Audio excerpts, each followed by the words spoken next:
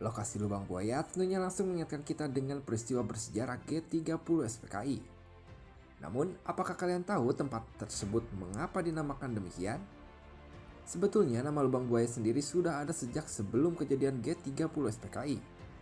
Lubang Buaya adalah sebuah nama jalan yang ada di Kelurahan Lubang Buaya, Kecamatan Cipayung, Jakarta Timur. Namun, adakah kaitannya lubang buaya dengan hewan reptil buaya dan mengapa bisa disebut demikian? Terdapat sebuah penelitian yang ditulis oleh Akila Afidia dengan judul menelisik sejarah penamaan jalan lubang buaya dan kaitannya dengan peristiwa G30S. Tulisan ini dimuat di jurnal lokal History dan Heritage.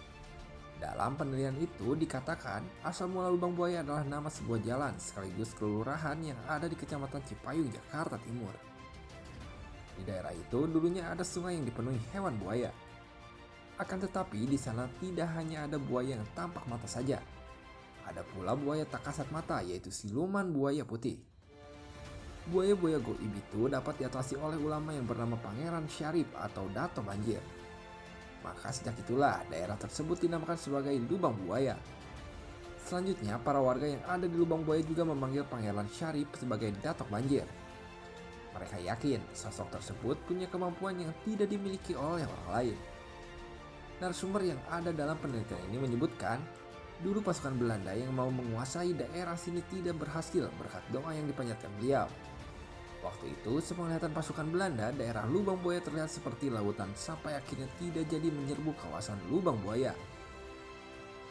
Daerah Lubang Buaya akhirnya jadi tempat pembunuhan dan pembuangan 6 perwira tinggi dan 1 perwira menengah TNI AD. Mereka adalah Letjen Ahmad Yani, Majen MT Haryono, Majen S. Parman, Majen Suprapto, Brigjen DI Panjaitan, Brigjen Sutoyo, dan Letu Fir Tandean. Berdasarkan arsip, Desa Lubang Buaya pada tahun 1965 tidak ramai seperti sekarang. Saat itu di Jakarta Timur masih berupa kebun dan hutan, termasuk dalamnya hutan karet dan kondisinya masih sepi. Selain itu, di Desa Lubang Buaya pada waktu itu hanya ada 13 rumah yang letaknya saling terpencar jauh. Satu kawasan juga hanya ada 3 rumah dan 1 sumur. Itulah asal mula kenapa lokasi yang berkaitan dengan 30 SPKI ini dinamakan Lubang Buaya. Nah, bagaimana menurut kalian?